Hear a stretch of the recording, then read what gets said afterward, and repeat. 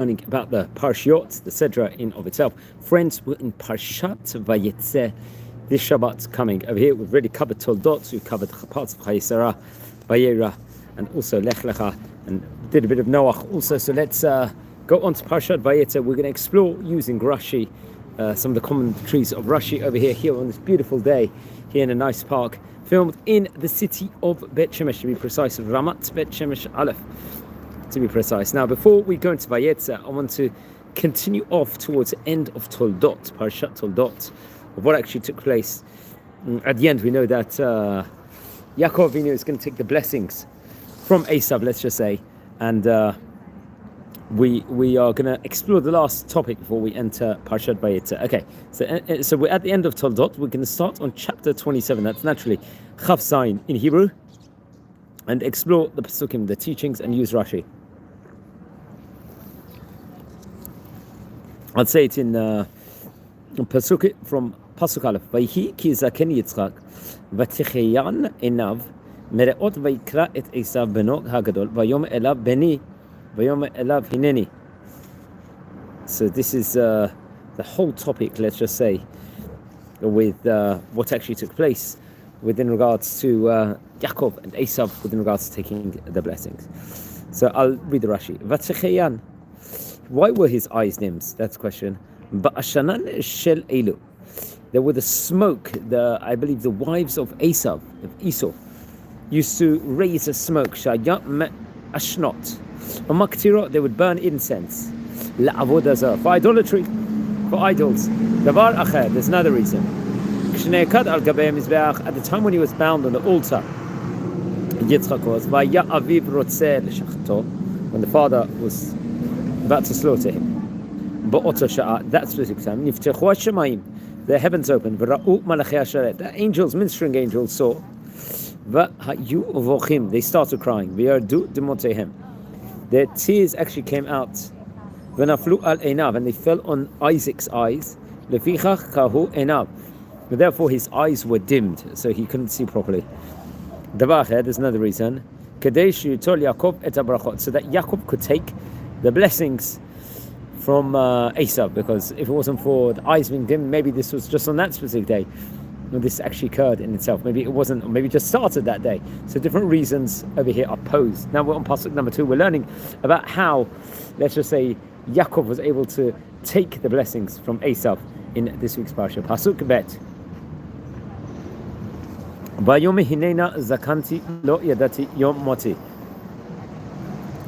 And he said, look now, see now, I've aged, zakanti. Lo yadati yom moti. I don't know the day when I'm going to pass away over here. What can we take from here? What can Rashi teach us? Lo yadati yom moti. I don't know the day of my death. Amar Rabbi Yeshua ben Korcha, the son of Rabbi Yeshua ben Korcha, he says, Imagi adam lefarek avotav. If a person approaches his parents' age, yid'ag, he should worry. 5 years before his parents' age, and also 5 years afterwards.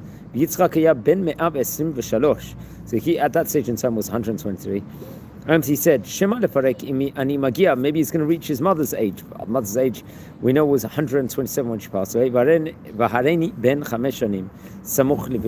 He was 5 years within the age of his great mother's passing. That one, the imahot sarved levichach lo yadati yomati. I don't know the day of my death. Shema lefrekimi. He might be at the age of my mother. Shema lefrek Abba, maybe at the age of my father. So he's in doubt. So he wants to potentially give blessings over here to his son. Seemingly at the time he thought it would be Esau who would get the blessings. Pasuk Gimel. Vata sana chelecha teliacha v'kashtecha v'tzeh asadeh v'tzura li tzida. What's going on over here? He's now telling him, now sharpen, please, your, let's say, your equipment over here, your sword and your bow over here, v'kashtecha, your bow over here, and go out to the field, to the sadeh, and hunt for me, like food potential for me. So what's going on? He wants the food. Why does he want the food over here? Son. No, I'll be here live on mute. All right, it'll be great if you can enjoy. Okay, friends, we're going to continue. Wait, hold on a minute. Let's see, this is YouTube live. You subscribed on the channel or not? Yeah. Oh, so maybe hit a like if you can. I wonder if it comes up on your thing. Okay, over here, friends, we're going to continue Parshat Toldot. We're towards the end of it. Over here, we are up to a pasuk number 3 over here. Let's see. So we spoke about the Rashi, that how Yaakov is going to, over here, how Yitzchak is going to tell Esav now to hunt him food. What's over here? Let's see any notes specifically. Why a knife over here all of a sudden? We know that on the day of the passing of Avram Avinu, that if we can recollect, the Midrash actually relates, or it could be, I think the Gemara actually says in of itself, that Yitzchak, at that point in time, Esav actually murdered Nimrod to take this coat, let's just say, which was given to Adam Arishon at the Briyat Olam, that time period in of itself. So the question could be posed that Yitzhak at this stage of his life doesn't realize what a charlatan Esav actually is at this point in time. You know, other commentators are going to give other opinions within regards to this. But let's look at some of the Rashi within regards to this. Aval masiya al gabe chaverata. What is this? He may sharpen it upon someone else. Chadad sakinach. Over here, Yitzhak is telling to Esav, sharpen your knife over here. Ushchot yafet, let's say slaughter it well. Because naturally, obviously, there's a whole laws in Hilkot Kashrut within regards to nevela. Obviously, someone can't eat that, so he's got to do it professionally. And remember, Esav is a hunter at that point in time, and Yitzhak is fully confident that he will do the job properly. Talecha, your hanging thing, what is that? Charbecha, your sword. It's common, obviously, to let it hang from your belt, because obviously. He said, "Sudali Tzayid, catch me game." Min hahefka. Obviously, he's got to point out over Rashi. It's got to be something from someone ownerless. It can't be someone else's animal, because if he's going to give a potent blessing at this stage in time, he can't give, let's just say, at that stage, something stolen. How can someone as fitting as Yitzchak Avinu give something so, it won't be kosher also, and it'll be against the Torah? V'lo min hagezer, not from something gezer. Now, what's interesting at this point in time, there's different. How the Kabbalist actually said the other day that he was ready to hunt him and shecht him a dog. That's how disgraceful Esav is in its own right. But you could also say at the same time that we see at the end of the parsha, Esav is going to take one of Yishmael's daughters, I believe, because he doesn't want to upset his parents. So it could be that Yitzchak might have known how rotten Esav was, but he knew that he was on a level enough that he would do whatever he says and do it the proper way in of itself. So that could be a compliment within regards to Esav. And naturally, we know that it's actually related, I think, in Masechet Sotah, at the end, in I think Daf Yud Aleph or something, that within regards to when Hushim ben Dan, the son of Dan, who was slightly deaf, I think, killed Esav, because Esav was trying to delay the whole funeral procession of a Yaakov Avinu, he would have the schut of his head being featured, being buried inside the Ma'arat Mechpelah, the cave of the patriarchs in of itself, in that schut. So we do see that Esav, to some degree, also has some goodness within regards to the laws of Kibbud Av on that aspect, but there's different opinions on that. Now, friends, who are on Pasuk number Dalet over here. Naturally, on chapter 27 over here. Okay. Va'isav li matamim ka'asher ahavti va'avia li v'ochela ba'avur et barecha nafshi v'tenem amut. What's going on? Make for me delicacies such that the thing that I'm going to love, and bring it to me, and my soul will be blessed, and before I will die, I'll be able to give you blessing before I pass away at this point in time. Remember, we spoke about how he was 123 years old, 5 years from the age of his mother, Sarah Imenu, and how it was the time period he thought he was about to die at this point in time. He wanted to give Esav the blessings that stage in time. Why not Yaakov Avinu? That's a whole question where many of the rabbis are going to grapple with. It could be he knew that Yaakov Avinu will get the bracha, or potentially get the bracha at that stage in time. Let's see, Pasuk number 5. Rivka shuma'at bedaber Yitzchak el Esav beno. What's going on? Rivka, obviously the mother of Yaakov and Esav, was listening at that point in time, as Yitzchak will actually converse with Esav, obviously his son, and Esav went to the field to catch game to bring. So it's actually quite interesting, just my own take. He keeps saying the word his son over here. We know it's his son. Why he's got to keep repeating it over here? It just shows, just from my own point of view, the love a father always has for a son, even though the Torah knows at this stage in time, it's very clear that Esav, how much wicked he's got within him.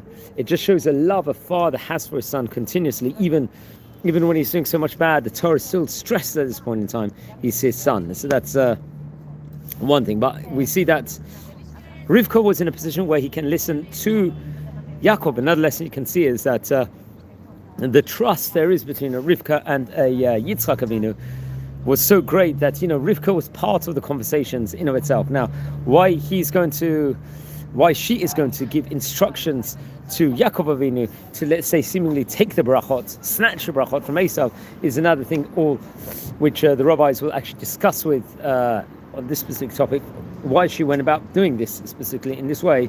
But let's see. Okay, let's look at the Rashi. Latsut Sayyid Lavi, to catch, let's say, game, to bring Mo Lavi. What is he meant to bring? If he will not find, what if he doesn't find the food in of itself? He could go hunting, it could be a bad day. Yavi Mina Gezel, then he's going to bring him, let's just say, something that is stolen over here. I think the Bereshit Rabbah actually brings this down on chapter 65 on verse number 13. Okay, friends, we are in Pasuk number 6 now.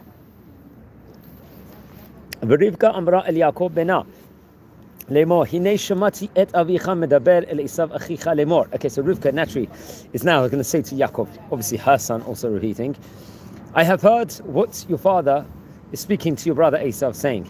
So it's actually once again stressing about family relationship over here. You could see it's still your brother over here. I think we know that it's your brother over here. It shows that, still there's that family connection. And remember, we learned about earlier in the parsha that Yitzchak loves Esau and Rivka loves Yaakov. So I stated beforehand that it just shows a love for a firstborn son, potentially. On many occasions, that will always, the firstborn rights, we know that the firstborn have many privileges in the Torah, that's going to get like an exceeding connection. But what's interesting is you'd expect that Rivka also would potentially love the firstborn also. But she seemingly, it's saying, we've seen that Rivka loves Yaakov Avinu. It's out of order. You'd expect usually, obviously, a parent should always love all children equally. But usually the firstborn will have a more direct connection with both of them. It just shows this is maybe to some degree a prosecution on Esav's behavior, that both parents, it doesn't have to testify that they love him. Because you would expect that the firstborn would be the first one you're going to say you love. Obviously, you should treat everyone equally. We know that. Okay, Pasuk Zayin. Havia li tzayid v'aseli matamim v'ochela v'varchecha lifnei Hashem lifnei moti. Bring me food, make me delicacies, I will eat, and I will bless you before Hashem, before I am going to pass away. Remember, at this point in time, he thinks he might pass away. Let's see what the Rashi says. Lifnei Hashem, before Hashem, everything. When it comes to Yitzchak Avinu, every single act is avodat Hashem. Hashem is in every single mind, and that's the undertaking we should do every single day with every single thing that we do. We're walking in the street. When we're exercising, we should think we're trying to serve Hashem better. We're not doing it for our own gluttonous purposes. We're eating something. We're saying a blessing on something. Not just that we enjoy a steak meal. We're elevating ourselves. We can work better for Hashem. Hashem's given us this thing. We're going out. We're enjoying the fresh air. Not just we enjoy the fresh air. We can bear in mind that these 4 amot we're walking is a mitzvah in of itself, as it's related over in Ketubot. We're doing housely chores. We're taking our baby out on a tiyul, on a trip over here. We have in mind that it's a mitzvah also. It's a fantastic father and son relationship bonding session over here, but also it's a big mitzvah to do it, to take the child out, to get the fresh air, to see a park, wherever the person is inside. It's something holy also in of itself. And that's very much symbolizes Yitzchak Avinu. He's every single act he's doing, he's got Hashem in mind. Okay, Pasuk number 8 over here. So now he's saying, my son, listen to my voice from what I'm going to command you over here. So it's actually interesting because once again, it's a son. It's got to repeat again that it's his son. It just shows that the connection they have together. Listen to my voice over here. Maybe the cynic could say he hasn't got trust in Esav over here. He's got to repeat to him. Pasuk number 9. Lechna el atzon v'kach li misham shnei gedayei izim tovim ve'eseh otam matamim la'avicha kasher ahev. Go now, the flock, fetch me over here from there 2 young goats, and I will make them delicacies for your father as he loves over here. So, okay. So this conversation is being repeated over from Rivka to Yaakov Avinu, from what is going on from Esav and Yitzchak at that point in time. So it says, fetch me, Mishelihem, they are of what is mine. Ve'enam gazel, something that's not stolen, obviously. Shekach katav la Yitzchak b'Ketubata. But thus I wrote, when it was stipulated in the ketubah, in the marriage contract in itself, litol shnei gedei izim, to take 2 young goats, kol yom, every single day. So what Yaakov is about to do for Rivka over here, which is obviously going to be given to Yitzchak, it's actually written inside the ketubah. So Yaakov is not just not doing something malicious over here, you could argue. He's following his mother's orders and his father's orders, because it's written, it's a form of kibbud av what he's doing here, because it's written and stipulated what the father's got to provide for a Rivka being one imahot inside the Torah. So actually by doing this act over here, which he's about to do, he's actually doing kibbud av and following the Torah orders in of itself. Shnei gdei ezim, 2 young goats. Vechi shnei gdei ezim aya machalo shel Yitzchak. Is this Yitzchak's food? Maybe it's a rhetorical question, you could say. Ele Pesach haya. It was a Pesach offering. Was that day of the Korban Pesach in of itself? And it's interesting. This Pesach is a theme that is going throughout Sefer Bereshit. We see in Parshat Vayetze at the start of it, I believe, when the Malachim, the 3 angels, are coming in to give a blessing to Avram Avinu, and it's after the Brit Milah he had at the end of Parshat Lech Lecha. We know that I believe they were baking matzot at that stage in time, because it was, I think, Pesach on that day. And so here we are, let's just say, mirroring 3 Parashot later on, again, once again, Pesach. And Pesach hasn't actually taken place. It's something that's going to happen many hundreds of years later, as we learn about in Parshat Beshalach in Sefer Shemot. Okay. So it's bringing his Pesach over. He made delicacies, Pirkei de Rabbi Eliezer. I think this found what the teachings of Pirkei de Rabbi Eliezer. I think in number 32 over there. Kasher Ahav, something that he loves. Ki ta'am agdi, because we know what a tasty food this actually is. Ki ta'am tzvi, it's got the flavor of deer. Also, this thing does. So why we've got to equate deer and goats in of itself? Remember, Isaac wants to be in the best mood possible. So when you have a lavish meal, you're going to be in a better mood. Obviously, this is not to say that Yitzchak is not in a great mood, but in order to give the most potent blessing properly, you've got to have that proper simcha. And sometimes food is connected to it, and that's why we know that in the Chagim, Pesach, Shavuot, and Sukkot, there's a mitzvah simchat chag to have basar and the ayin and when we say basar, we mean red meat over, and that very much symbolizes this food that we're going to have. Friends, we are on pasuk number 10 over here. Yud naturally.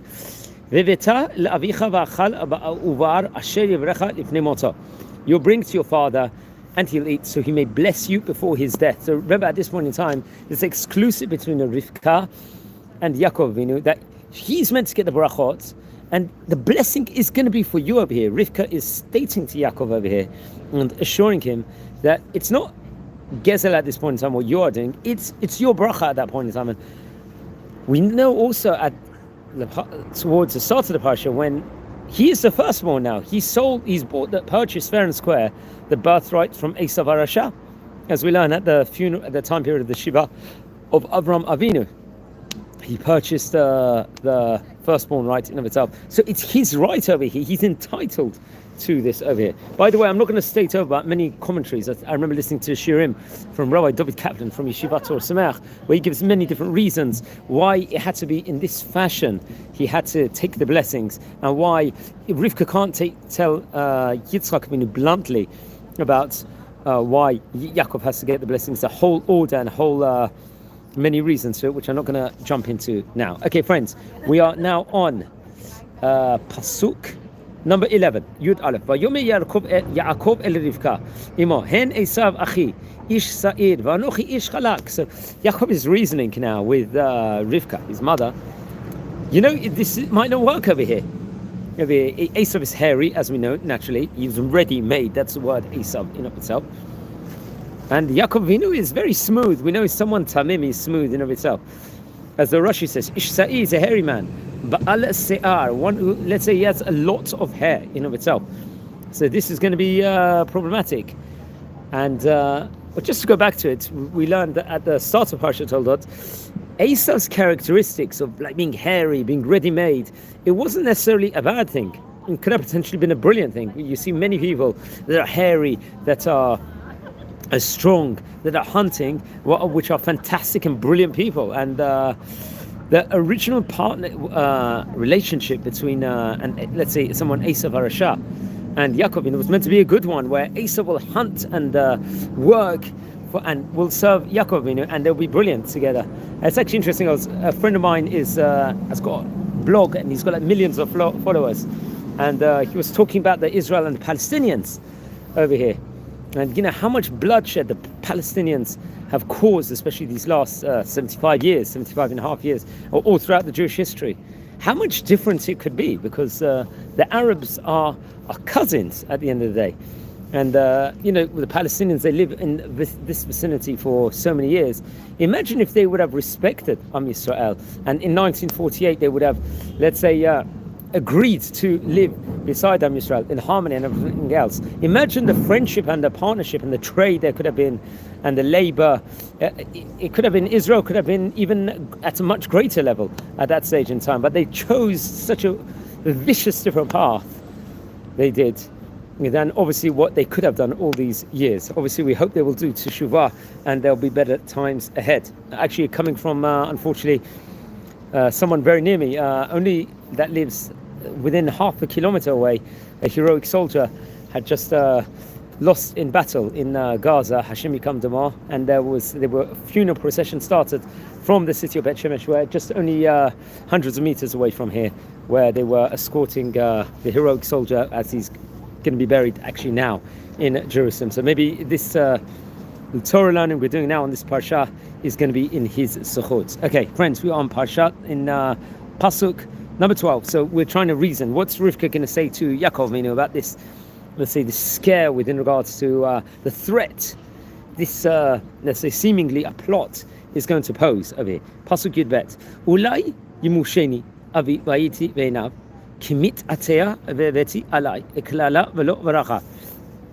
Perhaps my father, obviously referring to Yitzhak, will touch me, and I'm going to look bad in his eyes, and I'm going to bring curse upon myself, and not bracha over here. So he's actually worried that what the consequences could be. So you could say this is a good thing or a bad thing at the same time.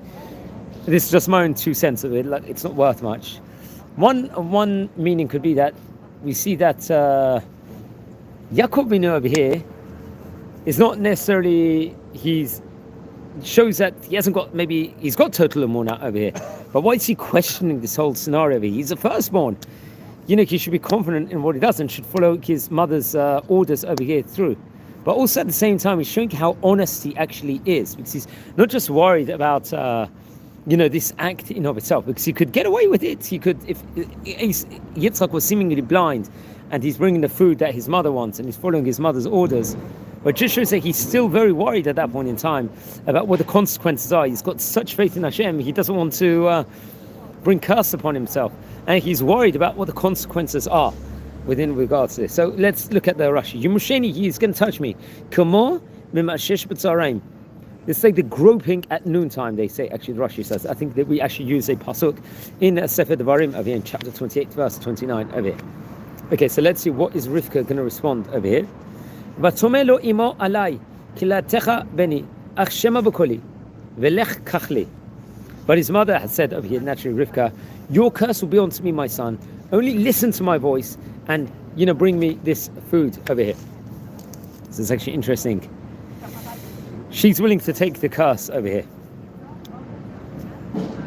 She knows, I think at that point of mind, she had a Ruach HaKodesh anyway, that this is meant to be the actual procedure, the code of conduct, let's just say, in what is going to have to happen in order for him to get the brachot, the blessings.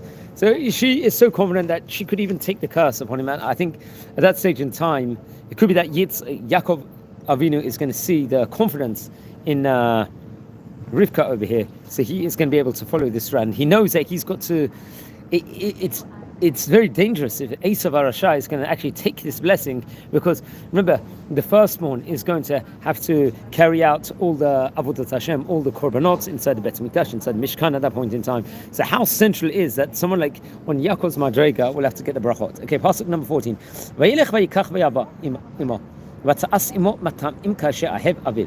So he went, he brought, and he to his mother.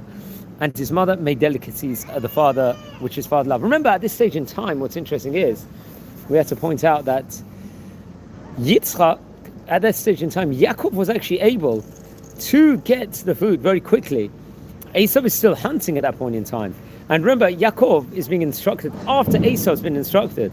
So it must be that if, let's say, hypothetically, Yaakov hunted this food, there's been a kfitzata derech over here. Hashem has performed a miracle over here for Yaakov Avinu to bring the food quicker.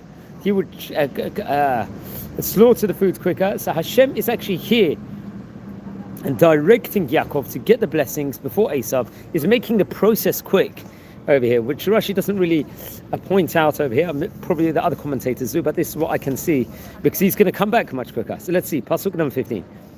ותיקח רבקה את בגדי עשיו בנה הגדול חמודות אשר איתה בבית ותלבש את יעקב בנה הקטן. So this actually is interesting. So Rivka is actually taking Esau's garments in of itself. So Rivka is taking part in this whole process actively, and it's actually going to give the clothes to Yaakov over here. You're going to put it on him. So it's interesting. We'll go further. Okay, let's see. Hachamudot. This means, what is that? Nikiot. It were clean clothes. Targum Onkelos. Dachyata calls it pure. Davar another. We could look at it another way. Shechamat otan. Let's say he coveted them.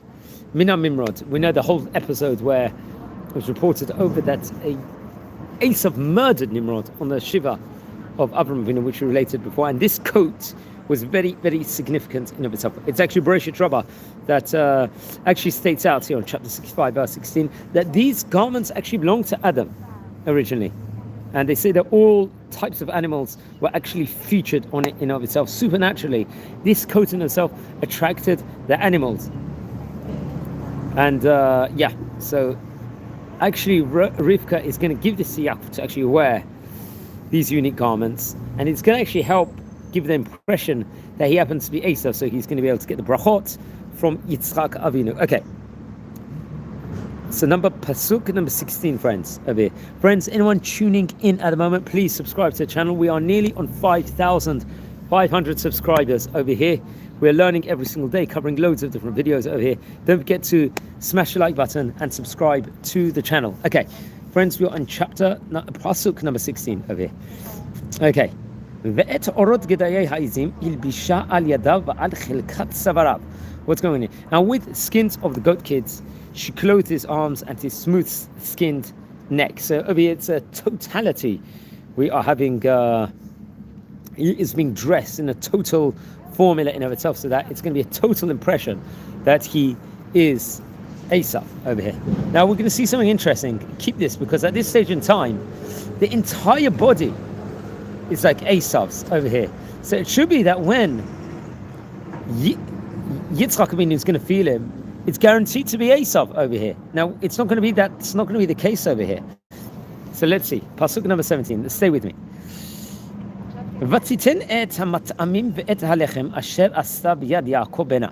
She placed the delicacies and the bread which she had made into the hand of a son, Yaakov, at this stage in time. So she's giving him bread, but obviously she's probably cooked the bread at this moment in time. We see over here, what's interesting is that in the whole episode of Esau going to give the food to Yaakov Avinu, it's just exclusively Esau. And this point in time when Yaakov Avinu is going to get the brachot, it's a partnership of Rivka and Yaakov over here to get the blessings. And we know that the whole time Yitzchak and Rivka were together praying 20 years for the twins over here.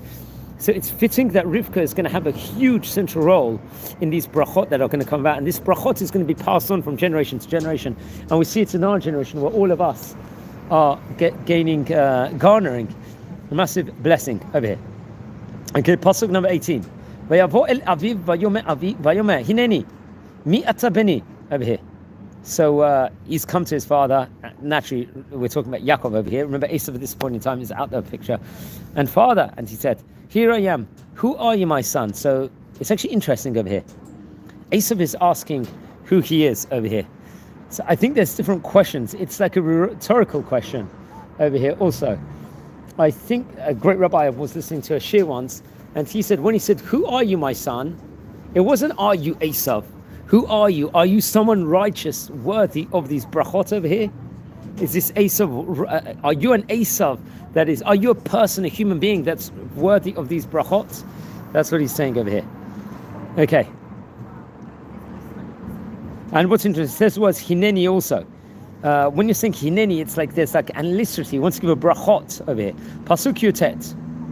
Vayome Yaakov el Aviv, Anochi Esav bechorecha, asiti kasher dibarta elai.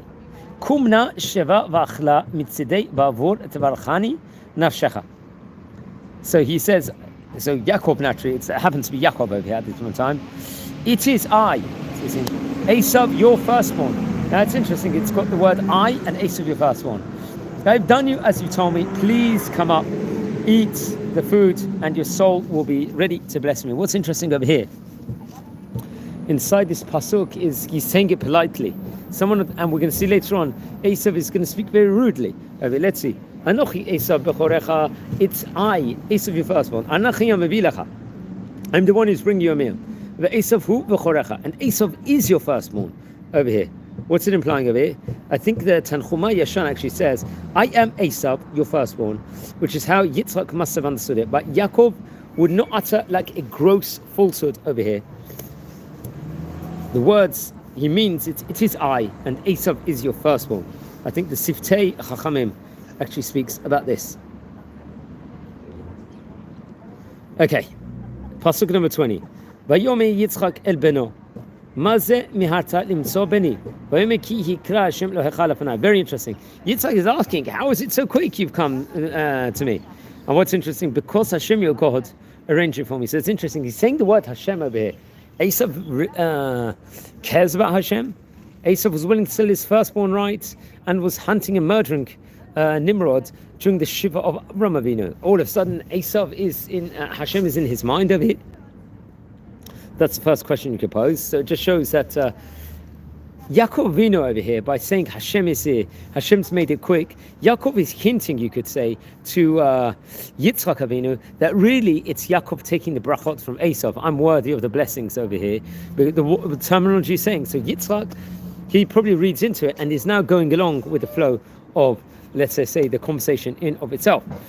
And so pasuk number 21 over here. Vayome Yitzchak el Yaakov, Geshana va'amushecha beni ha'ata ze beni Esav imlo. Now remember, he's saying over here, Yitzchak said to Yaakov, come close, please. I want to touch you, my son. Are you indeed Esav or not? So it's interesting. We know that at this stage in time, Yaakov Avinu is clothed totally like Esav. His hands are, so he's going to be exactly like Esav. He's going to feel like over here. So he's going to feel him, so it should feel that it's Esav. Geshanav mushecha, come close if you please, so I can touch you. Amar Yitzchak b'libo, in his heart he said to himself, Ein derech Esav, this is not the way of Esav over here. Liyot Shem Shemaim, to actually mention Hashem's name over here, name of heaven. Shugor b'fiv, that he's, it's coming out of his mouth so confidently. V'zeh amar, ki hikra Hashem Elokecha, because Hashem your God has arranged it over here. It's a showing over here that Hashem has said it. So he's suspicious. So now, pasuk 22. Vayikash Yaakov el Yitzchak aviv vayimushuehu vayomer akol kol Yaakov vayidam yidei Esav. So this is very perplexing over here. He's saying that the voices of Yaakov and the hands are of Esav over here. But isn't he dressed and clothed totally like Esav? Maybe, in my opinion, it could be at this stage in time, Yitzchak knows that this is Yaakov and is going along with it and is stating, and is trying to hint to Yaakov, he knows what's really going on over here, and is with Yaakov within regards to this. He's not stopping Yaakov. Chav Gimel, V'lo ikiro ki ayu yadav kidei Esav achiv seirot v'varecheu. But he did not recognize him because his hands were hairy like the hands of Esav, his brother, and he blessed him over here. So did he or didn't he? Because he said that the hands are like Esav. He said it himself, but he's still giving him a blessing over here. 24. He said, you are indeed my son Esav. And he said, I am. Over here. So now he's ready to give him the blessing over here. And he said, I am. This is in the Rashi. Lo Amar, he did not say, Ani Esav, I am Esav. Ela Ani. He's just saying, I am, at that stage in time. Okay, friends, on pasuk number 25 over here. Number 25. Okay. ויום הגישה לי ואוכלה מצעד בני למען תברכה נפשי ויגש לו ויאכל ויביא לו יין וישת. So he said, serve me and let me eat my son's game, that my soul may bless you. So he served him and he ate, and he brought him wine and drink, which is very interesting. Now, friends, we are going to continue afterwards on Pasuk number 26. This ends up being Parshat Toldot at the end. And please subscribe to the channel, everyone. Take care.